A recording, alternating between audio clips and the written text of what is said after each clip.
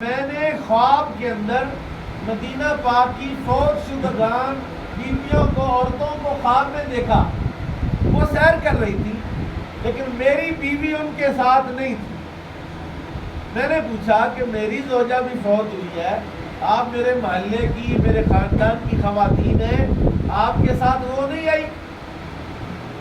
تو انہوں نے کہا کہ تم نے اپنی بیوی کو کفن ہی اتنا تنگ اور اتنا کم دیا ہے کہ اس کفن کے ساتھ اس کے لیے صدر ڈھانپ کے چلنا ممکن نہیں، لہذا وہ اپنی قبر میں لیٹی ہوئی ہے. یا رسول اللہ، میں حاضر ہوا ہوں کہ وہ تو سستی مجھ سے ہو گئی، وہ کوتاہی ہو گئی، اب کیا میں اپنی بیوی کو بڑا کفن یا بڑا کپڑا بھیجوں تو پہنچ جائے گا؟ نے 2 کتابیں لکھی ہیں اس سلسلے میں. ایک شرح الصدور لکھی ہے جو موت اور مرنے کے احوال پر ہے، اور ایک کتاب لکھی ہے بدور سافرہ فی احوال الآخرہ، جو قبر میں جب آپ دفن کر کے واپس آ جاتے ہیں اس کے بعد کے حالات پر ایک کتاب لکھی اس کے اندر اس حدیث کو نقل کیا کہ نبی کریم صلی اللہ تعالی علیہ وسلم نے اس کو فرمایا کہ کوئی مسئلہ نہیں، مدینہ پاک میں کوئی فوت ہونے والے بندے کو دیکھو اور اس کے ہاتھ اپنی زوجہ کے لیے کوئی کپڑا بھیج دو. میں نے کہا اچھا دیکھتے ہیں. ایک بندہ دیکھا، وہ قریب المرگ تھا، اس سے جا کر یہ بات کی کہ یار میں اپنی بیوی کو 2 چادریں بھیجنا چاہتا ہوں، تو اللہ تمہیں صحت دے، زندگی دے، لیکن اگر تم چلے جاؤ تو تمہارے کفن میں رکھ دوں تو پہنچا دے گا؟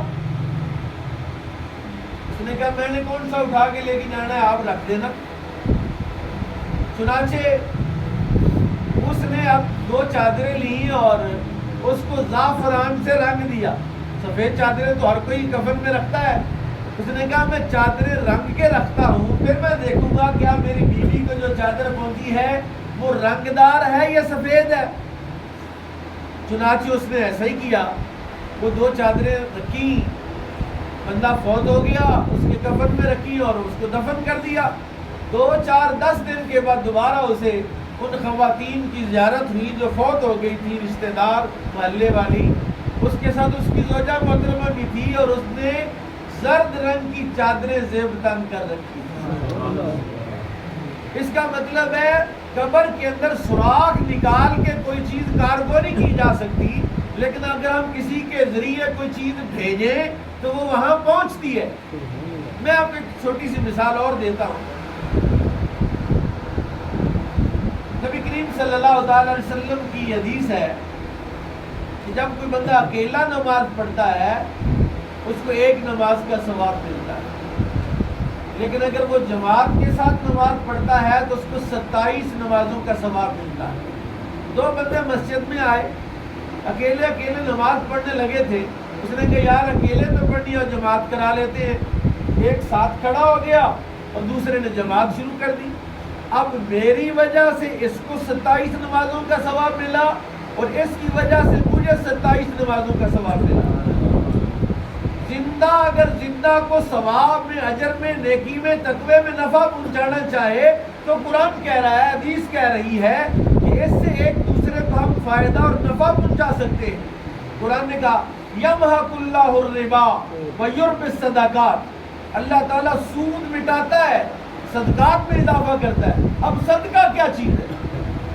صدقہ مال کا بھی ہو سکتا ہے، صدقہ نیکیوں کا بھی ہو سکتا ہے، صدقہ اچھے کلام کا بھی ہو سکتا ہے. رسول کریم صلی اللہ علیہ وسلم نے ارشاد فرمایا کہ اچھی بات بھی صدقہ ہے. خندہ پیشانی سے مسلمان بھائی کو ملنا یہ بھی صدقہ ہے. جب ہم مال صدقہ کرتے ہیں تو اللہ ہمارے مال میں اضافہ کرتا ہے، اور جب ہم نیکیوں کا صدقہ کرتے ہیں تو اللہ ہماری نیکیوں میں اضافہ کرتا ہے. اب دیکھیے رسول پاک نے کیا فرمایا، خاص طور پر والدین کے حوالے سے حدیث ہے. میرے کریم آقا نے ارشاد فرمایا جس کے والدین فوت ہو جائیں، ایک یا دونوں، وہ ہر جمعے کو اپنے باپ یا ماں کی قبر پر جاتا ہے تو ماں باپ کو جو نفع اور فائدہ ملتا ہے وہ تو الگ ہے. اس جانے والے کا فیض یہ ہے کہ اس وقت تک نہیں مرے گا جب تک اللہ اس کے سارے گناہ معاف نہیں فرما دے. بلکہ ایک حدیث میں تو یوں فرمایا کہ اللہ اسے شہید کی موت عطا فرمائے گا. نبی کریم صلی اللہ علیہ وسلم نے ارشاد فرمایا جب بندہ مر جاتا ہے اس کے اعمال قطع ہو جاتے الا من ثلاث، مگر 3 اعمال ہیں جو مرنے کے بعد بھی اسے نفع دیتے ہیں. وہ 3 اعمال کون سے ہیں؟ نمبر 1 صدقہ جاریہ، رستہ بنا دیا، مسجد بنا دی، نلکا لگوا دیا، کنواں کھدوا دیا، جب تک وہ اس سے نفع ہوتا رہے گا اس وقت تک قبر میں اس کا فیض پہنچتا رہے گا. نمبر 2 علم نافع، ایسا علم کسی کو پڑھایا، قرآن شریف کی تعلیم دی، حدیث پاک پڑھا دی، 40 حدیثیں کسی کو یاد کرا دی، خود یاد کر لی، آگے پہنچا دی. جب تک یہ علم کا سیلاب اور یہ علم کا فیضان اور چشمہ آگے جاری رہے گا، لوگ سیکھتے رہیں گے، سکھاتے رہیں گے، کوئی کتاب لکھ دی، جب تک لوگ پڑھتے پڑھاتے رہیں گے قبر میں اس کو فیض ملتا رہے گا. اور تیسری چیز ولد صالح یدعو لہ، ایک صالح اولاد جو اس کے لیے بخشش کی دعا کرتی ہے. میں ختم پاک میں گیا، اکثر علماء کا یہی کام ہے، صالح ثواب کی مجالس ہے، نماز جنازہ، وہاں لسٹ جو آئی نا، اس لسٹ میں قرآن پاک لکھے ہوتے ہیں، سورہ یاسین لکھی ہوتی ہے، کلمہ شریف لکھا ہوتا ہے.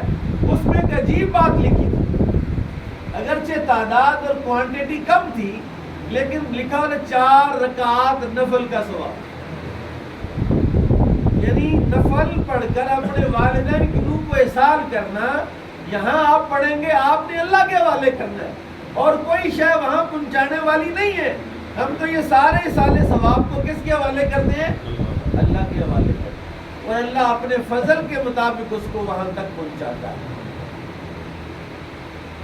ایک صورت اپنے والدین اور فوت شدگان کو اجر اور ثواب پہنچانے کی. حضرت سید عثمان غنی رضی اللہ تعالیٰ عنہ کہتے ہیں جب سے اسلام قبول کیا ہر جمعہ کو میں نے 3 غلام آزاد کیے. ہر جمعے والدین اپنے والدین کے لیے صدقہ کرنا، 10 روپے سے لے کر جتنا حسب ذائقہ حسب استطاعت ہو اپنے والدین کے لیے ہر جمعے کو. بلکہ لکھا ہوا ہے کتاب روح میں علامہ ابن قیم نے کہ جمعرات کی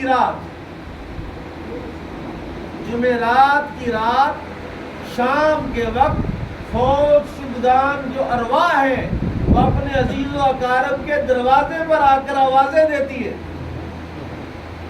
باپ فوت ہو گیا، بیٹے کے دروازے پر باپ کی روح کھڑی ہے اور اس کو پکار رہی ہے، بچہ میرے لیے کوئی صالح ثواب کر، میرے لیے کوئی بھیج. میں آپ کو حدیث سناتا ہوں. نبی کریم صلی اللہ تعالی وسلم نے ارشاد فرمایا المیت فی قبرہ کالغریق المتغوص ينتظر دعوة من اب او اخ او صدیق فاذا لاحقت كانوا احب علیها من الدنيا وما فيها او كما قال. فرمایا میت قبر میں ایسے ہے جیسے دریا میں پانی میں غرق ہوتا بندہ ہے، ڈوبتا ہوا بندہ ہے، اب اس کو سہارے کی تلاش ہوتی ہے. کالغریق المتغوص، غریق تو ڈوبنے والا، متغوص غوث کہتا مجھے بچاؤ، یعنی قبر میں ہے اور وہ آوازیں دے رہا ہے میرے لیے کچھ کرو. ینتظر دعوۃ من اب، وہ انتظار میں بیٹھا ہوتا ہے کہ کوئی دعا کرے میرے لیے، میرا باپ، میرا بیٹا، میرا بھائی، میرا دوست. اور جب اس کی دعا اس تک پہنچتی ہے کانوا احب علیہ من الدنیا وما فیہا، دنیا میں یہ پلاٹ بڑا مہنگا ہے، گاڑی بڑی مہنگی ہے، گھر بڑا مہنگا ہے. رسول اللہ نے ارشاد فرمایا اسے دنیا اور جو کچھ دنیا میں ہے ان سارا کچھ ملنے سے زیادہ خوشی ہوتی ہے کہ میرے لیے کسی نے قل ہو اللہ پڑھ کے بھیجی. وہ انتظار کر رہے ہیں موت شدگان. اور بڑی مشہور عقائد ہے، درۃ الناصحین والے نے بھی لکھا ہے اس کو، اور مصباح الظلام نے تو بڑی تفصیل کے ساتھ اور بڑے اس کے پروٹوکول کے ساتھ لکھا ہے کہ ایک شخص کو کسی نے خواب میں دیکھا کہ بڑا پریشان بیٹھا ہے، پریشان ہے، جب اس کے ساتھ والے مردے بڑے خوشحال اور بڑے گفتگو میں مصروف ہیں۔ اس نے پوچھا یار تمہیں کیا مسئلہ ہے؟ اس نے کہا میرا ایک ہی بیٹا ہے۔ بات کس نے کی؟ وہ گناہ کی زندگی میں مبتلا، شراب میں، جوئے میں، کھیل تماشے میں مصروف ہے، نیکیاں نہیں کرتا، تقوی اختیار نہیں کرتا۔ ان سب کے بیٹے اور اولادیں نیکی کرتی ہیں اور اس کا صلہ انہیں بھی پہنچتا ہے اور مجھے ان کو بھی پہنچتا ہے۔ انہوں نے کہا اچھا تیرا بیٹا کون ہے؟ کہا یہ نام ہے، یہ نام ہے اور یہ اس کا ایڈریس ہے۔ وہ اٹھا، اس کے بیٹے کے پاس گیا، اس کے باپ کے حالات اس پر بتائے اور کہا اب تو نیک ہو جا تاکہ تیرے باپ کو قبر میں فائدہ ہو۔ وہ اسے بڑی تکلیف ہوئی، بڑی پریشانی ہوئی، اس نے بہرحال توبہ کی اور نیکی اختیار کی۔ اس شخص کو دوبارہ وہ بندہ خواب میں، اس نے کہا تیری مہربانی، تو نے میرے بچے کو ہدایت دے دی، اب مجھے بھی فائدہ ہو رہا ہے۔ یہ تصور اسلام کا، یہ تصور شریعت کا اور یہ سبق رسول اللہ کا ہمیں رسول اللہ نے دیا ہے۔ ایک نئی جماعت آئی ہے جو بالکل اس کے منکر ہے کہ وہ کچھ نہیں پہنچتا، کوئی فائدہ نہیں ہوتا، کوئی فیض نہیں ملتا، لہا ما کسبت وعلیہا ما اکتسبت۔ قطعاً اس بات کے بڑے دلائل ہیں کہ ان کا رد کیا جائے، لیکن الحمدللہ ہمارا کلچر ہی اس بات کا بہترین رد ہے۔ جتنا مرضی آپ ہمیں منع کریں، ہم نے موڑنا تو اٹھے کام نہیں چھوڑتے، تو سیدھے کام کیسے چھوڑیں گے؟ لہذا اصالہ ثواب کی مجالس بڑی دھوم دھام کے ساتھ جاری ہے، جن میں سے ایک چیز پر میرا اعتراض ہے، میں آپ سے شیئر کرتا ہوں، شاید اتر جائے تیرے دل میں میری بات۔ اصالہ ثواب کی مجالس میں اسراف اور فضول خرچی، اس پر اہل سنت کی علماء کو بھی اور عوام کو بھی دیکھنا چاہیے۔ اس ختم پاک پر پہنچ کر مجھے حیرت انگیز قسم کی جو ہے وہ خوشی ہوئی ہے کہ جب ختم پاک پڑھا تو میاں صاحب نے تلاوت کی، بیٹا نے تلاوت کی، اس کے فوراً بعد اس مائی کے 2 بیٹوں نے نعت شریف پڑھی، خاندان کے بچوں نے، خاندان کے لوگوں نے نعتیں پڑھی، یعنی پروفیشنل قسم کے نعت خوان۔ ابھی آج اتوار ہے، آپ کسی بھی بازار اور چوک میں کھڑے ہو جائیں، نعت خوانوں کی دوڑیں لگی ہوئی، میں نے اس ختم پہ جانا، ادھر سے میں نے ادھر جانا، ابھی کہتا ہے جناب میری پڑھائے ہو ذرا، میں ادھر جانا۔ اور میرے بھائی نعت کیا ہے؟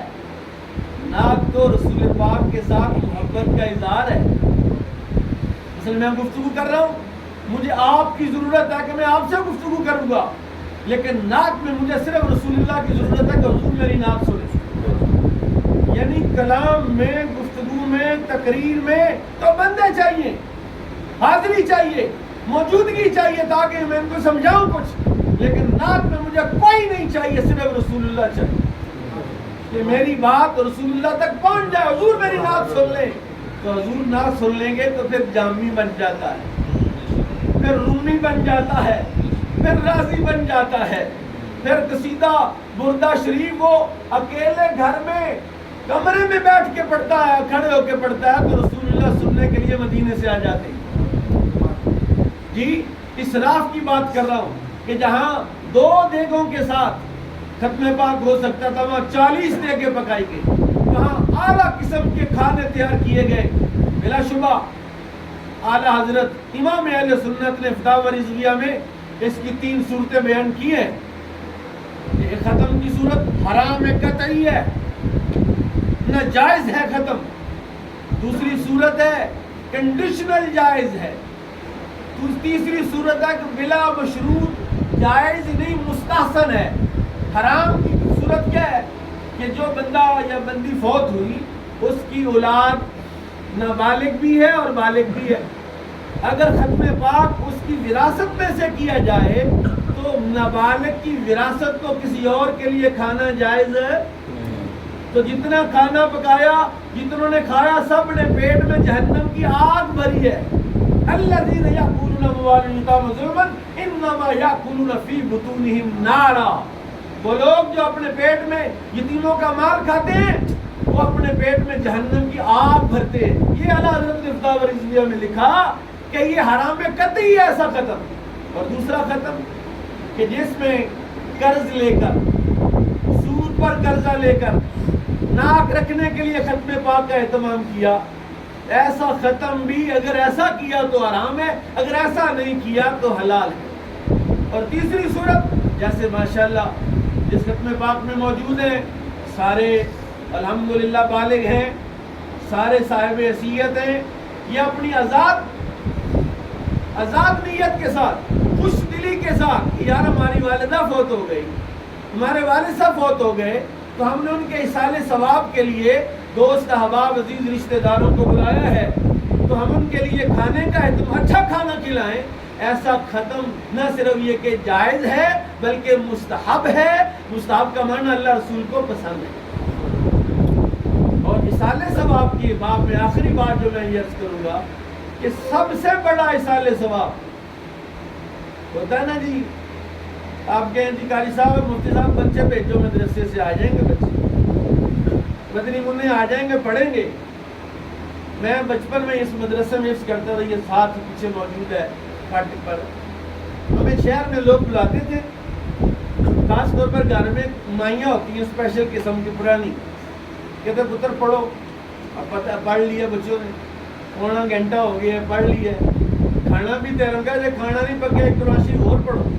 ان کی نیت ہی ہوتی تھی کہ بھئی یہ بچے زیادہ اور پڑھ لیں، اور ہم جو پڑھ رہے ہوتے تھے کہ قرآن شریف بند کر کے گانا ہی کٹ رہے ہوتے کہ یار جان چھڑو، کتنے آگے کتنے پاس کی۔ طلباء کو بلائیں، جتنی مرضی آزاد مرضی سے 10 منٹ بیٹھے، ان کو تنگ نہ کریں، ان کی خدمت کریں، وہ کو عام لوگ نہیں، ان کے پاؤں کے نیچے فرشتے پر بچھاتے ہیں، وہ عظیم لوگ ہیں۔ اس معاشرے اور ماحول میں جب تمہارے بچے بڑے بڑے مہنگے کالج اسکولوں میں پڑھتے ہیں اور ان کو تمہارے بچوں کو اور تمہیں ان کے مستقبل کی فکر ہے، ان بچوں کو اسلام کے مستقبل کی فکر ہے، اس کے لیے قرآن پڑھ رہے ہیں، اس کے لیے وہ حدیث پڑھ رہے ہیں، اس کے لیے مدرسہ پڑھ رہے ہیں، تو غنیمت جانو ان کو، ان کی خدمت کرو، لیکن ان سے دھکے شاہی کے ساتھ ختم نہ پڑھاؤ، جتنا آزاد مرضی سے پڑھیں۔ ان کا آ جانا ہی کافی ہے کہ اگر میاں صاحب کے گھر میں بچے آئیں اور وہ بچے جن کے پاؤں کے نیچے فرشتے پر بچھاتے ہیں، تو فرشتے بھی یہاں آئیں گے کہ نہیں آئیں گے؟ ان بچوں کے آنے سے فرشتے آئیں گے اور ان کے پروں پر پاؤں رکھ کے وہ یہاں پہنچیں گے، تو جہاں فرشتہ آئے گا وہاں تو رحمت ہوگی۔ بہرحال ایصال ثواب کی اتنی صورتیں ہیں، غریب مسکین یتیم کی مدد کرنا، خود نیک ہونا، اور کسی طرح سے بھی ایصال ثواب کا اہتمام کرنا۔ اللہ تعالیٰ مجھے اور آپ کو ایصال ثواب کی مجالس کو سر سبز اور شاداب رکھنے کی توفیق نصیب فرمائے۔ اللہ تعالیٰ میاں صاحب کی والدہ کی بخشش فرمائے۔